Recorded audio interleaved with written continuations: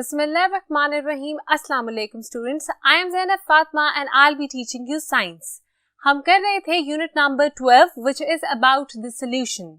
हमने पढ़ा कि solution किस तरह का होता है, उसमें क्या components होते हैं. इस जो पूरे चैप्टर में सबसे important concept है, it is the separation of components of a mixture. एक mixture के components को किस तरह separate किया जाता है, ये कॉन्सेप्ट हमने सबसे ज्यादा डिटेल में पढ़ा है अभी तक और आज भी हम ऐसा ही एक कॉन्सेप्ट पढ़ेंगे. हमने अभी तक ये पढ़ा कि सॉलिड पार्टिकल्स को किस तरह से हम एक सॉल्वेंट लिक्विड सॉल्वेंट से अलग करते हैं और अब हम पढ़ेंगे कि एक लिक्विड को ही हम सॉल्यूशन में से किस तरह अलग कर सकते हैं. तो आइए शुरू करते हैं. तो आज का हमारा टॉपिक है how can we separate a liquid from a solution. अभी तक हमने जिस सॉल्यूशन की बात की थी उसमें सोल्यूट और सॉल्वेंट में हमने या तो सॉलिड को डिसॉल्व किया था लिक्विड में या फिर सॉलिड को आपस में मिलाया था. एग्जांपल्स हमारे पास थी सॉल्ट इन वाटर या फिर सॉल्ट इन सैंड की. अभी तक हमने कोई भी ऐसा एक्सपेरिमेंट नहीं किया जिसमें हम सेपरेट कर रहे हो लिक्विड को फ्रॉम अ सॉल्यूशन. आपको पता है कि मिक्सचर तब बनता है जब दो चीजें आपस में मिलती हैं. अब ये जो दो चीजें हैं वो किसी भी स्टेट में हो सकती हैं, चाहे वो सॉलिड हो, लिक्विड हो या गैसियस स्टेट हो. यहाँ पे दो लिक्विड्स आपस में मिल रहे हैं और हमारे पास बन रहा है एक सॉल्यूशन और उस सॉल्यूशन में से हमने लिक्विड पार्ट को मतलब सॉल्वेंट को अलग करना है. इससे पहले जब भी हमने अपने सॉलिड पार्टिकल्स को अलग किया या क्रिस्टल्स फॉर्म किए तो आपने देखा कि हमारे पास जो सॉल्यूशन होता है वो लॉस्ट हो जाता है इन एवेपोरेशन. मगर यहाँ पे हमने उसी सॉल्यूशन को निकालना है. तो यहाँ पे मैंने लिखा है obtaining pure water from ink. हम जो यहाँ एक्सपेरिमेंट करेंगे या एग्जाम्पल लेंगे वो होगी हमारी इंक. इंक जो है ओरिजिनली एक मिक्सचर है.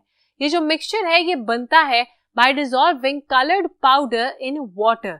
कोई भी कलर हो, फॉर एग्जाम्पल अगर हमारे पास ब्लू इंक है तो हम ये करेंगे कि ब्लू इंक का जो पाउडर होगा उसको डिसॉल्व करेंगे इन वाटर और हमारे पास जो है वो ब्लू इंक बन जाएगी. बिल्कुल इसी तरह रेड इंक के लिए रेड कलर्ड पाउडर डिसॉल्व होता है इन वाटर और ब्लैक इंक के लिए black coloured powder is dissolved in water. अब यहाँ पर हमने इंक में से प्योर वाटर को अलग करना है. सबसे पहले इस एक्सपेरिमेंट में जो अपरेटस यूज किया गया है, जो मैंने आपके सामने भी सिंपल सा अपरेटस बनाया, सबसे पहले मैं आपको इंट्रोड्यूस कराऊंगी इस अपरेटस से. आप देख रहे हैं कि यहाँ पर एक इंस्ट्रूमेंट है जिसको हम कहते हैं अ फ्लास्क. ये मैं ब्लैक कलर से यहाँ साथ साथ लिखती जाऊंगी. सिंस मैंने ये जो फ्लास्क है ये ब्लैक कलर से बनाई है इसलिए मैं ब्लैक कलर से यहाँ लिख रही हूँ that this is a flask. आगे जाके ये वर्ड्स यूज होंगे इसीलिए it is important to introduce you to the apparatus. बहुत ध्यान से सुनिएगा. सबसे पहले हमारे पास ये जो ब्लैक कलर का इंस्ट्रूमेंट है या चीज बनी हुई है इसको हम कहते हैं फ्लास्क. उसके बाद ये जो रेड कलर की पाइप जा रही है इस लंबी सी एक इंस्ट्रूमेंट में, इसको हम कहते हैं अ टेस्ट ट्यूब. ये ट्यूब लाइक स्ट्रक्चर है इसका, इसीलिए हम इसको कहेंगे टेस्ट ट्यूब. ये मैं आपके लिए लिख देती हूँ रेड कलर से. तो ये जो टेस्ट ट्यूब है इसको मैं रेड कलर से यहाँ लिख रही हूँ ताकि आपको याद रहे that this is a test tube. बनी ये भी ब्लैक कलर से हुई है मगर आप याद रखिएगा ये जो रेड पाइप इसके अंदर जाके ओपन हो रही है, this is our test tube. जो तीसरी चीज हमारे पास है ये बड़ा सा एक बर्तन जैसा यहाँ मौजूद है, इसको हम कहते हैं बीकर. बीकर जो है ज्यादातर एज अ कंटेनर इस्तेमाल किया जाता है. इसमें हम सॉल्वेंट को या किसी भी ज्यादा चीज को मतलब ज्यादा क्वांटिटी में जो भी चीज हमारे पास होती है उसको रखने के लिए ये कंटेनर जैसी चीज काम आती है और इसको हम कहते हैं बीकर. यहाँ पे इसका नाम भी बीकर ही है वरना हमारे पास बीकर्स जो है बहुत तरह के होते हैं. For example a collecting beaker जो कि हम नेक्स्ट लेक्चर में पढ़ेंगे, मगर यहाँ पे I am writing beaker over here.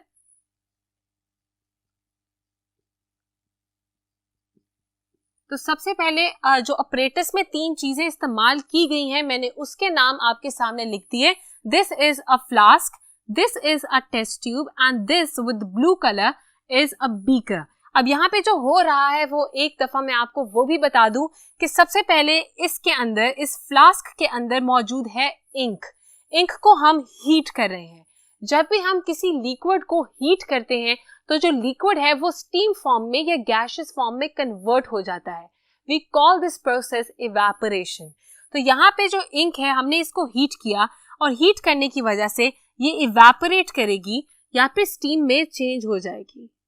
Steam को मैं इस तरह से इंडिकेट कर देती हूँ। ये जो स्टीम है वो इस ट्यूब से ट्रैवल करते हुए चली जाएगी इस टेस्ट ट्यूब के अंदर। इसीलिए मैंने यहाँ पे ब्लू कलर से एक स्टीम जैसी चीज बनाई है जिसको आप समझ सकते हैं धुआं, जो मैंने यहाँ पे ब्लू कलर से बनाया। अब ये जो यहाँ पे इंक मौजूद थी इसको हमने हीट दी, हीट देने से ये इवेपोरेट करेगा, ये स्टीम में कन्वर्ट होगा। ये जो स्टीम है ये यहाँ से ट्रैवल करते हुए रेड पाइप से ट्रैवल करते हुए पहुंच जाएगी टेस्ट ट्यूब के अंदर। अब जब ये टेस्ट ट्यूब के अंदर पहुंच जाएगी तो आपके सामने जो बीकर है उसमें एक सोल्यूशन मौजूद है जो मैंने लिखा है कोल्ड वाटर। यहाँ पे मौजूद है कोल्ड वाटर। अब टेस्ट ट्यूब को हमने ठंडे पानी आइस कोल्ड वाटर में डिप किया हुआ है। Why? To make a process undergo. ये जो प्रोसेस है यहाँ पे वो है द प्रोसेस ऑफ कंडेंसेशन। आपको पता है इवेपोरेशन होती है the conversion of liquid into steam. अब जो कंडेंसेशन है it is the conversion of steam into liquid. तो यहाँ पे कंडेंसेशन होगी क्योंकि ये जो गर्म स्टीम है जब इसको बाहर से ठंडक मिलेगी तो ये स्टीम वापस कन्वर्ट हो जाएगी into liquid state which is water. तो पूरा अपरेटस आपके सामने बना हुआ है। मैंने डिस्क्राइब कर दिया कि कौन कौन सी 3 चीजें हमारे पास यूज हो रही हैं और फिर मैंने ये भी बता दिया कि किस तरह से ये एक्सपेरिमेंट टेक प्लेस करेगा। एक दफा हम स्टेप्स के साथ भी इसको देख लेते हैं। यहाँ पर मैंने एक फ्लो चार्ट जैसा बनाया और 1 2 3 करके मैंने स्टेप्स को लेबल भी कर दिया है। एक दफा हम रीड करेंगे और 1 बाय 1 हर स्टेप को डिस्कस भी करेंगे। Number 1 step is ink is gently heated until it boils. Heat, ink को हम हीट दे रहे हैं और हीट देने की वजह से इंक बॉयल करेगी। जब वो बॉयल करेगी तो वो आहिस्ता आहिस्ता इवेपोरेट करना मतलब स्टीम में कन्वर्ट होना शुरू कर देगी।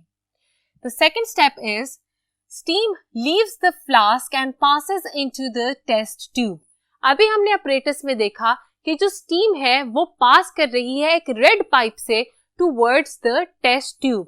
वो टेस्ट ट्यूब के अंदर जा रही है। From flask to the test tube ये ट्रैवल करेगी। The third step is the steam in the test tube is then cooled। जो स्टीम है हमारी टेस्ट ट्यूब के अंदर जो कलेक्ट हो रही है इसको हम कूल डाउन करेंगे। इसको हमने किस तरह से कूल डाउन किया था अभी आपने देखा। हमने टेस्ट ट्यूब को डिप कर दिया इनटू आइस कोल्ड वाटर और इस आइस कोल्ड वाटर में डिप करने की वजह से हमारी जो स्टीम है वो कूल डाउन करेगी। The steam condenses and is collected as pure water.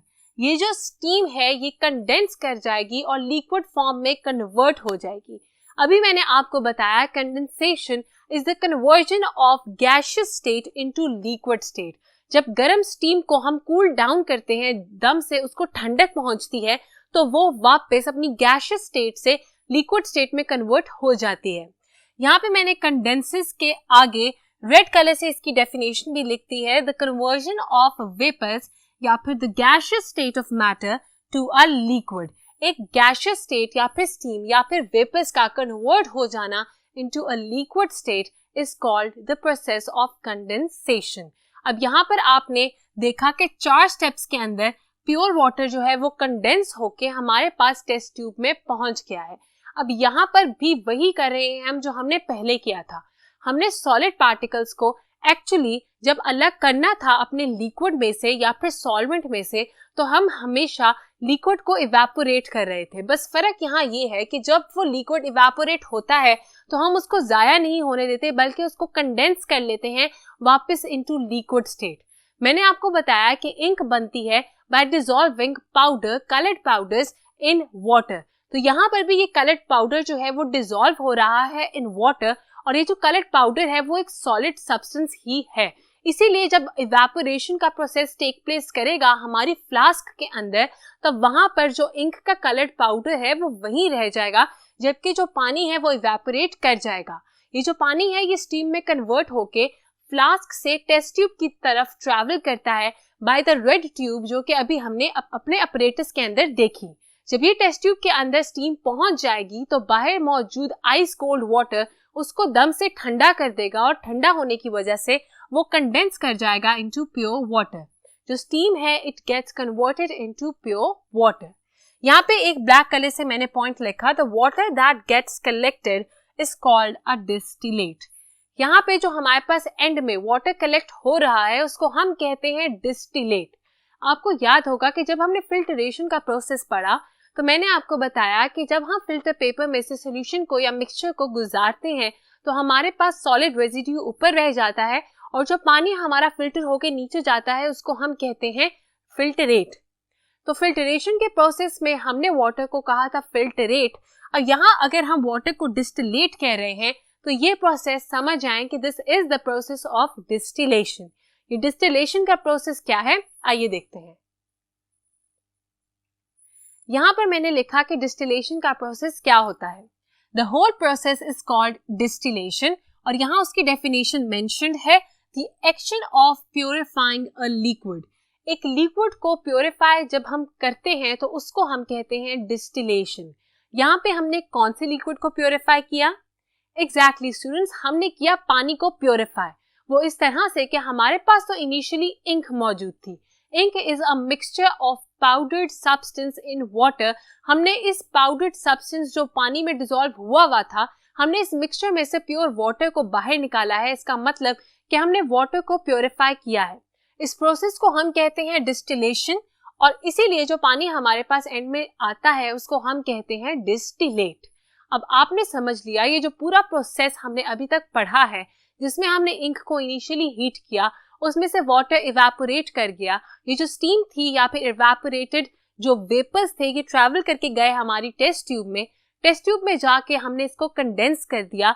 वो इस तरह के हमने इस गर्म स्टीम को जब ठंडक पहुंचाई तो वो वापस from a gaseous state convert हो जाता है into a liquid state, which is the process of condensation.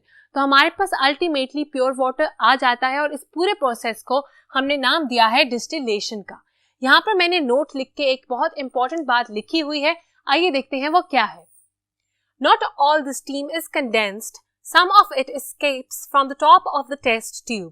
इस पूरे प्रोसेस में हम 100% जो हमारा सॉल्वेंट है उसको ऑब्टेन नहीं कर सकते। अगर आप इनिशियली मेजर करें उस मिक्सचर में से पानी का वॉल्यूम और एंड में जो हमारा डिस्टिलेट मतलब एंड में जो वाटर कलेक्ट हुआ है, अगर हम उसके वॉल्यूम को मेजर करें तो आपको पता चलेगा कि वॉल्यूम जो हमारे पास एंड में आया है डिस्टिलेट का वो कम है as compare to the initial mixture. इसका मतलब कि हमारा कुछ सॉल्वेंट या फिर पानी जो है वो वेस्ट हो गया है या लॉस्ट हो गया है इस अपरेटस के अंदर। यहाँ पे हमें पता भी चल गया that it escapes from the top of the test tube.